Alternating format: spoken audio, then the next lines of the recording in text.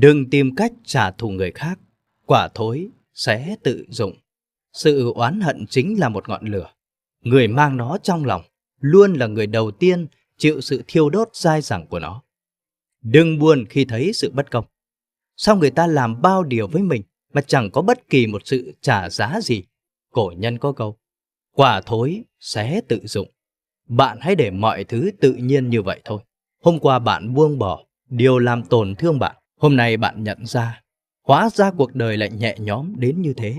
Đã lâu rồi tôi chọn cách lặng im, mệt không than khổ cũng không kêu nữa, bởi tôi biết mình phải là chỗ dựa cho chính mình và thương lấy mình thôi. Có nhiều đêm chợt thức giấc nửa vời, tôi lại dỗ, mắt ơi thôi hãy ngủ. Mệt thì ngủ, ốm tự mua thuốc chữa, tự mình thương, ta yêu lấy mình thôi.